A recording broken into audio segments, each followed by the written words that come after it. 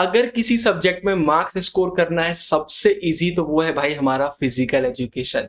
इसी नोट के साथ इस वीडियो को चालू करते हैं। आज मैं लेकर आ गया हूं फिजिकल एजुकेशन की प्रिपरेशन टिप्स। आपको लग रहा होगा भैया ने एकदम इसको इजी क्यों बोल दिया। भाई फिजिकल एजुकेशन एक ऐसा सब्जेक्ट है, अगर यहाँ पर आपने सिलेबस अपना अच्छे से कर लिया, जो चीजें मैं आपको बता रहा हूँ वो चीजें आपने फॉलो कर ली है, इतने इजी क्वेश्चन आते हैं, इसमें कोई घुमा फिरा कर क्वेश्चन नहीं आते, सीधे सीधे सिंपल सिंपल क्वेश्चन आ जाते हैं और आपको मजा आ जाएगा पेपर देने में और मार्क्स भी नहीं कटते हैं। अगर मैं अपनी बात करूं तो मैंने 97 स्कोर किए थे फिजिकल एजुकेशन में, देव भैया ने 98 स्कोर किए थे फिजिकल एजुकेशन में। तो सीधा वीडियो को चालू करते हैं। वीडियो में सबसे पहले स्टडी टिप्स देखेंगे, बहुत इंपॉर्टेंट, फिर कैसे पढ़ना है वो हम देखेंगे और आखिरी में एग्जाम डे की टिप्स मैं आपको दे रहा हूं। तो सबसे पहले स्टडी टिप्स देख लेते हैं। सबसे नंबर 1 पर आता है सिलेबस। सीबीएसई का फिजिकल एजुकेशन का पीडीएफ डाउनलोड कर लीजिए। कंटेंट वाला जो पेज होता है जहां पर दिया होता है सब इस चैप्टर में क्या क्या कंटेंट है उसको कॉपी में लिख लीजिए या फिर प्रिंट करवा लीजिए, वही आपको पढ़ना है। बहुत सारी बुक आती है मार्केट में, किसी में कम दिया होता है, किसी में एक्स्ट्रा दिया होता है, घबराने वाली बात नहीं है, हम सिर्फ वही कर लेंगे, पेपर हमारा उसी से आता है और बहुत इजी है। अगर आपको कंटेंट आपने देख लिया तो दिमाग में पूरा क्लिक हो जाता है भाई कि मुझे कितना सिलेबस करना है, फिर जितने दिन बचे उस हिसाब से आप उसको डिवाइड कर सकते हैं और कर सकते हैं। उसमें जो भी चीज आपको डिफिकल्ट लगती है उसके बारे में आगे आपको बताऊंगा कि आपको क्या करना है। इसके बाद गुड बुक, एक अच्छी बुक लीजिए। ऐसा नहीं है कोई भी बुक हमने ले लिया, मैं कैंडिडेट से पढ़ता था, कैंडिडेट बहुत शानदार बुक है फिजिकल एजुकेशन के लिए, सरस्वती बहुत शानदार बुक है फिजिकल एजुकेशन के लिए, लेटेस्ट एनसीईआरटी है तो वो भी आपका काम कर देगी। कोई भी बुक अगर आपके पास इनके अलावा है तो घबराने वाली बात नहीं है, बस उसको सिलेबस से मैच कर लीजिए। अगर वो सिलेबस से मैच हो रही है तो कोई दिक्कत वाली बात नहीं है। इनफैक्ट जो आपकी सरस्वती कैंडिडेट है उसको भी एक बार सिलेबस से मैच करिए, कई बार एक दो टॉपिक उनमें भी मिसिंग होते हैं या फिर एक्स्ट्रा दिए होते हैं। इसके बाद 5 पॉइंट्स स्ट्रेटेजी। कुछ टॉपिक आप देखेंगे जहां पर फीचर्स दिए हुए हैं, जहां पर फैक्टर्स दिए हुए हैं, कुछ भी चीजें दी हुई हैं, वो बहुत सारी दी होती हैं, 10 11 12 दी होती हैं, जबकि भाई इतने मार्क्स के तो क्वेश्चन ही नहीं आते हैं। तो कोई भी आप टॉपिक पढ़ रहे हैं तो बस उसके कोई 5 पॉइंट याद कर लीजिए कि भाई अगर एक आध हम भूल भी गए तो 4 पॉइंट हमको बिल्कुल याद रहने वाले, एक एक्स्ट्रा करके हम चलेंगे, 5 पॉइंट्स याद करिए। ये सिर्फ उन चीजों में फॉलो करिएगा जहां पर बहुत सारे पॉइंट दिए हुए हैं और क्वेश्चन वैसा आता है कि कोई 3 फैक्टर लिख दीजिए, 5 लिख दीजिए। ये मत करिएगा कि किसी के 6 टाइप्स दिए हुए तो आपने उसमें से कोई 5 टाइप्स पढ़ लिए, नहीं, क्या पता छठवां टाइप्स आपसे पूछ लिया जाए।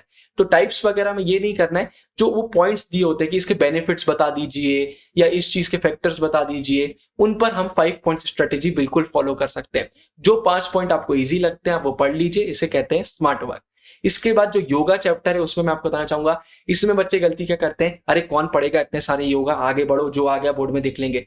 योगा चैप्टर में मार्क्स कट जाते हैं। सारे योगा जो सिलेबस में दिए हैं इंपॉर्टेंट हैं, आपको पता होना चाहिए वो कैसे हैं, वो किस लिए यूज करे जाते हैं, सब कुछ पता होना चाहिए। तो योगा वाला चैप्टर थोड़ा अच्छे से आप करिएगा।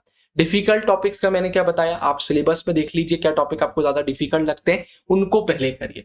आखिरी में आप पैनिक करेंगे, नहीं हो पाएगा, अभी करिए, आखिरी में हम इजी कर लेंगे। आखिरी समय में डिफिकल्ट टॉपिक्स पढ़ने का कोई मतलब नहीं होता है, स्टार्टिंग में जितने अच्छे से आप पढ़ लेंगे उतनी अच्छी सही चीज है। फिर डेफिनेशन, भाई पी में एक चीज जो बहुत इंपॉर्टेंट है बस वो है भाई डेफिनेशन। कोई भी टॉपिक पढ़ रहे हैं तो आप देखिए आपकी बुक में 2 से 3 डेफिनेशन दी होती है, उसमें से जो भी आपको अच्छी डेफिनेशन लिखती है वो पढ़ लीजिए। कई बार तो ये क्वेश्चन आ जाता है कि इनने इस बारे में क्या डेफिनेशन दी थी, हालांकि वो क्वेश्चन बहुत रेयर है इसलिए उसकी मैं बात नहीं करूंगा, लेकिन आपको किसी भी टॉपिक की डेफिनेशन पता होना चाहिए कि अगर आपको आ गया कि इस टॉपिक के बारे में लिखिए कि ये आ गया कि योगा से आप क्या समझते हैं, तो आपके पास एक प्यारी सी डेफिनेशन होना चाहिए। और अगर आपने ये भी लिख दी कि डेफिनेशन किसने दी है तो फिर तो भाई 4 चांद। मतलब ये अगर आप कर लेते हैं तो बहुत अच्छी चीज है, बहुत शानदार इंप्रेशन पड़ जाता है। तो डेफिनेशन अच्छे से याद करिएगा। फिर हाउ टू स्टडी, तो भाई बुक प्लस क्वेश्चंस, आपके पास जो भी बुक है आप वो करिए, उस बुक के पीछे ही आपको बहुत सारे क्वेश्चंस देखने को मिलते हैं, उन्हीं को आप कर लीजिए। मैंने आपसे क्या बोला, बहुत सिंपल क्वेश्चन आते हैं तो वो करिए। भाई मैं आपको बोलना चाहूंगा पी में आपको बुक पर ज्यादा ध्यान देना है, क्योंकि अगर आपसे सारे टॉपिक्स बन रहे हैं, क्वेश्चन बहुत सिंपल आते हैं, घुमा फिरा कर नहीं आते। शॉर्ट नोट्स, खुद के नोट्स बनाइए, शॉर्ट एकदम। आप शॉर्ट नोट्स मतलब जैसे किसी चीज के टाइप्स दिए हुए हैं, सिर्फ टाइप्स के नाम लिख लीजिए, क्योंकि टाइप्स तो आप पढ़ चुके हैं। तो एकदम शॉर्ट नोट्स बनाइए जिसको आखिरी दिन में आप 30 मिनट और 1 घंटे में कुछ पढ़ पाए पूरा। तो एकदम शॉर्ट नोट्स आपको बनाना है। प्रीवियस ईयर क्वेश्चंस, अभी मैंने क्वेश्चंस को इतनी इंपॉर्टेंस नहीं दी, अब मैं पीवाईक्यू क्यों बोल रहा हूँ, सुनिए इसको। पीवाईक्यू में कुछ ऐसे क्वेश्चंस रहेंगे जो आपको बार बार देखने को मिलेंगे, जैसे कि आपको पर्सनैलिटी के टाइप्स वाला क्वेश्चन हो गया, आपका डिसऑर्डर वाला क्वेश्चन हो गया, ये लॉन्ग वगैरह में आ जाता है डिसऑर्डर वाला।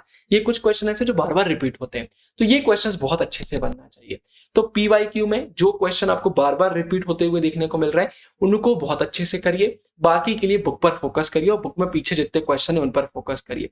पीवाईक्यू के लिए सैंपल पेपर आप परचेज कर सकते हैं। अगर आपका पूरा सिलेबस हो गया है तो ही सैंपल पेपर करिएगा, उससे पहले नहीं करना है। सिलेबस हो गया, सैंपल पेपर करेंगे, बहुत तगड़ा आपका रिवीजन हो जाएगा। तो बहुत सिंपल तरीके से पढ़ाई करना है, पूरे टॉपिक्स पढ़ेंगे, उसके एकदम शॉर्ट नोट्स बनाएंगे और फिर क्वेश्चन आंसर हम देख लेंगे। उसके बाद भाई हमारा एग्जाम डे पर क्या करना है, जो नोट्स आपने बनाए हैं, जो आपके 30 मिनट से 1 घंटे में आप पढ़ सकते हैं, वो आप पढ़ेंगे।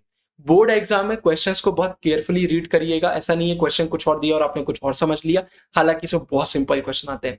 टाइम वेस्ट मत करिएगा वहां पर। ऐसा नहीं है भाई कि आप पहुंच गए तो आप मन से आंसर बड़े बड़े करते जा रहे हैं, बहुत सिंपल क्वेश्चन होते हैं। उनने आपसे 3 फैक्टर पूछा, आप 3 लिख कर आएंगे। उन्होंने टाइप्स के नेम पूछे तो सिर्फ नेम लिख कर आएंगे, अगर वो एकदम शॉर्ट क्वेश्चन में आया हुआ है। जैसा क्वेश्चन वैसा आंसर, ये आपको बिल्कुल याद रखना है। मैंने हमारे आंसर राइटिंग कोर्स में ये आपको बताया हुआ है। उसके बाद वर्ड लिमिट फॉलो करिए। थोड़ा बहुत एक्सीड कर देते चल जाता है, लेकिन ज्यादा एक्सीड मत करिएगा, उसके एक्स्ट्रा मार्क्स नहीं मिलते हैं। 10 पेज लिख कर आएंगे आप, लेकिन आंसर सही नहीं है तो चेकर 0 देता है। तो वर्ड लिमिट के चक्कर में टाइम वेस्ट करने की जरूरत नहीं कि मन से हम बढ़ाते जा रहे हैं आंसर। जो क्वेश्चन पूछा गया है वो लिखकर हम आ जाएंगे। इसके बाद भाई आप सभी को ऑल द बेस्ट। बहुत सिंपल टिप्स हैं, इनको आप फॉलो करिए, देखिए आपको कितना इजी फिजिकल एजुकेशन लगने वाला है।